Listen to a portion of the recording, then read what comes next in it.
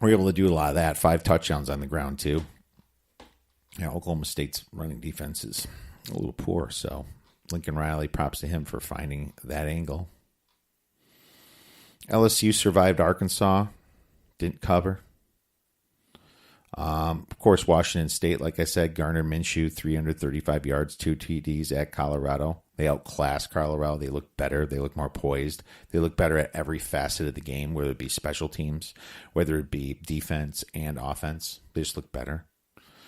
If you look at the rushing game, hell, Washington State still had 131 yards rushing. That tells you everything right there. They're running the ball. They run it right. Washington State, awesome this year, buddy. Ohio State versus Michigan State, 26-6. Now, this is a very deceptive score because this game was close until Michigan State fumbled it in the end zone and gave them a touchdown, completely botched it. And then they think they threw another pick. I mean, Dwayne Haskins had 227 yards, 24 for 39, nothing to write home about. Ohio State had 120 on the ground, I guess. Michigan State only had 54. But that interception from Lewerke and that fumble in the end zone, that's what did it. I guess Paris Campbell, he had a TD. Trying to figure out who lost the fumble in this game. It doesn't matter. What matters is Michigan State was in this game until turnovers, so a little deceptive on that one. If you look at total yards, 347 for Ohio State to 274. I mean, when you look at 26-6, that's a little deceptive. It should be more like 20-14. Okay, about 20-14. That's what those yards kind of tell you. But Ohio State, man, they're down in the power rankings in a lot of places. I still kind of believe in them, but I just now Michigan's really, really licking their chops here. I'm not going to cover Notre Dame versus Florida State, but I do know that DeAndre Francois played, and that's all they needed. And instead of Book, I guess Book will be ready for next week's game. Michigan versus Rutgers. Michigan didn't cover just like I predicted. I needed 7 from Rutgers and got it. And I was getting close to the end right there. That plus 39 we took, that's a smelly dog. I mean, that was just a smelly dog that we gave away there. So I was pretty happy that we were able to make that happen.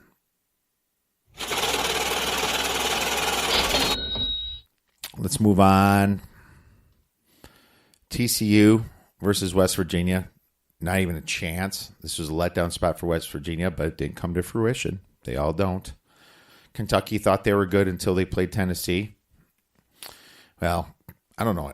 Kentucky just went flat after they lost to Texas A&M, man. They won, barely beat Vandy, barely beat Mizzou by a point, and they shouldn't have. Then they lost to Georgia, lost to Tennessee.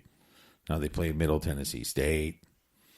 I have to look at that line when that comes out. What else we got? UCF only beat Navy by 11 points. That's kind of weird. Navy runs the ball. They probably got some first downs and ran the clock. Florida versus South Carolina. I was wrong on this one. It went way over to 66. I had under 54. Florida plays a little faster than I expected, and South Carolina just could not stop the run that game. They just got pummeled. I watched some of the guys. Florida had 367 yards, man. The Gators, all they had to do was run the ball. Felipe Franks didn't even have to throw the ball. Jake Bentley, 18 for 28, not bad. 2 TDs, 1 pick. But, 147 on the ground, which wasn't enough. Florida's controlled the clock by a lot. 35 minutes to 24 minutes. There's your game right there. And, that's why some of those rushing teams, you think that you're going to bet the under, but if you can't stop them, they're going to score every time. That's a trick to it. You got to make sure the other team can freaking stop them. And I thought they would do a better job than they did. Shit. All right, Texas versus Texas Tech. Texas, took care of their business, covered their 2 points. Texas Tech, it might have been a different game if Jet Duffy wasn't in. I love that Sam Ellinger, and I hope he plays in the pros. 4 TDs, 312. The kid's just tough. He's just tough. He's not the most talented kid, but he's just well-rounded on kind of everything. And he's made some boneheaded interceptions. We know that, but I like him, man. I do. I like to see him as a backup in the NFL. I really hope that happens.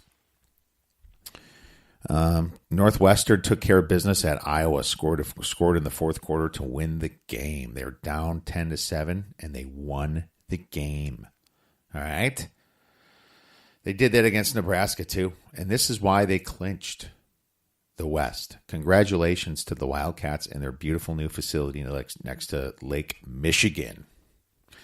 Kind of the area of my old stomping grounds back in the day. But, I wonder if their recruiting is going to get any better. But unless they lower those academic standards down to, well, let's just not mention any names. I don't want to piss anyone off. But they're not going to ever be the big powerhouse. And if they play Michigan, I'm going to be so on Michigan this game. Like freaking crazy on Michigan. All right. Baylor versus Iowa State, that thing went under like projected. And I think it was a letdown spot for Baylor after beating Oklahoma State. Let's go to some of the smaller games. Won't always have to talk about the big ones. We had Maryland versus Indiana. We nailed that over. 66 they scored. The over-under was 55. It was nice to see that towards the end. I expected that. I expected it earlier. That was a very well-fought game. I leaned Maryland, but they lost 34-32. You could have got Maryland +3 earlier in the week. Duke, North Carolina. Duke almost scored and covered, and they threw that pick at the end, and all the sharp bettors on North Carolina lucked out there. Duke rolls, and North Carolina's just had a terrible start for 4 weeks. A lot of people were suspended for their shoe scandal or whatever it was. That was brutal. ASU took care of business against UCLA, but didn't cover. This game was too close for comfort, and that's because they had Wilton Spate on UCLA starting. Wilton Spate, lots of, he used to be at Michigan. He's very tenured. He knows what he's doing out there. Experienced. That's pretty much what happened there. Liberty covered against West Virginia. That was a big sharp darling. That was close. They almost didn't. 45-24. The spread was 23. Good for the sharp side of on that one. And Air Force pummels New Mexico 42-24 with their triple option. And New Mexico, man, you kidding me? Air Force led in passing. Yeah. Air Force, well, no, they passed for 186, but they had 2 quarterbacks. But Air Force had, out of 6 attempts, they completed 5 for 145 and 2 TDs. Good job, Air Force. All right. Pittsburgh destroyed Virginia Tech. What the hell happened to Virginia Tech? They might not be making a bowl game this year. Virginia Tech, way under expectations. Now they got to play Miami. They might beat Miami, but Miami's trying to hit a bowl game too, and then they got to play Virginia. Oh, dear. Yeah, they only have 4 wins. They may not be in a bowl game unless they win out. I don't think that's going to happen. And we have Utah was able to do enough to beat Oregon. Both of those teams will be in a bowl. 6-4 Oregon, 7-3 Utah.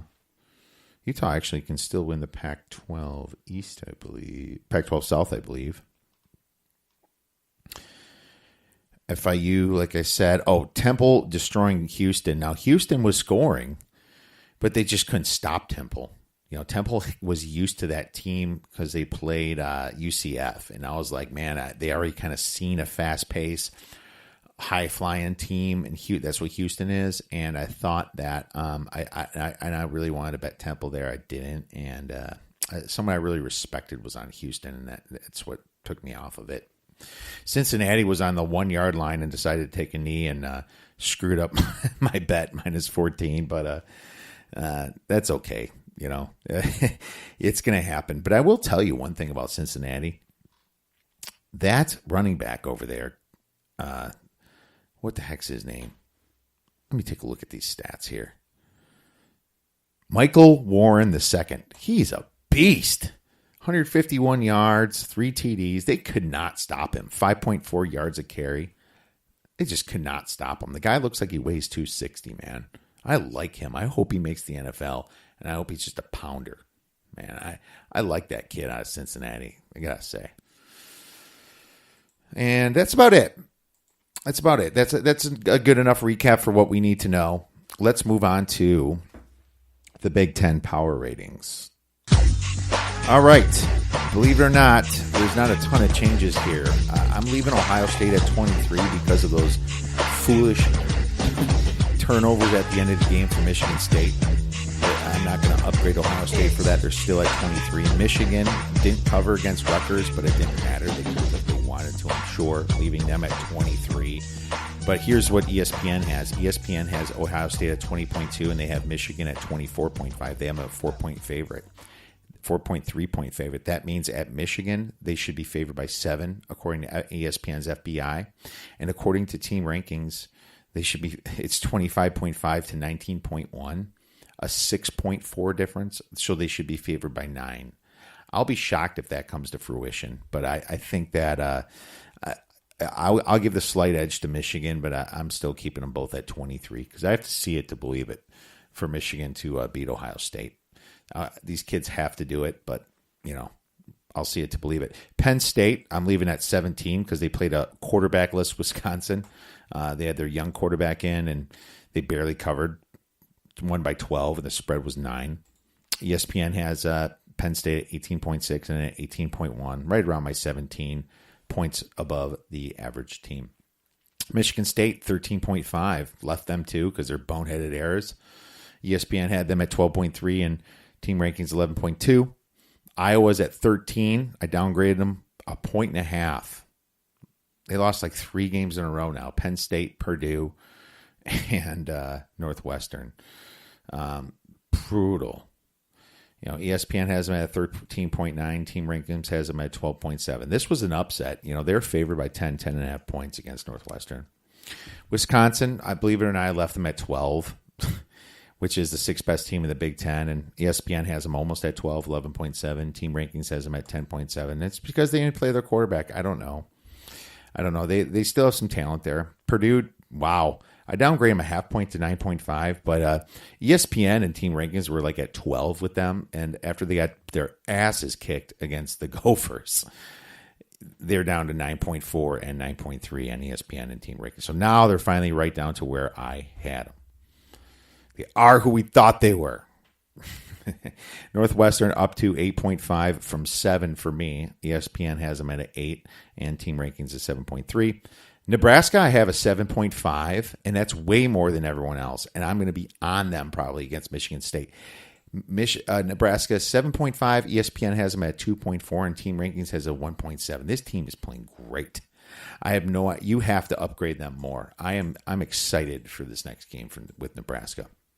Maryland, I'm leaving them at 6.5. They landed right on the spread. Minnesota, I upgraded them from 4 to 5, but ESPN and team rankings has them around 2, 1.8 and 1.2 actually. Indiana, I have it at 4 and upgraded them a little bit for taking care of business at home against Maryland. Just a half point. I think they're a 4. I think they're 4 points better than the average team. ESPN has them at a 1, and team rankings has them at a 0.3. Illinois, I didn't change at minus 0.7, and Rutgers I have at minus 12.5. So there's your Big Ten power ratings. And if you check our website, I averaged these all together. So if you want, you can take my perspective of the Big Ten specialist. Then you can add in ESPN's and team rankings, and you can just go by the average if you want. If you want to be super safe, if you want to use these to power rate. I'd love it if you did, actually. Let me know if you decide to do that. That'd be awesome. So, moving on. to spots, betting spots for next week.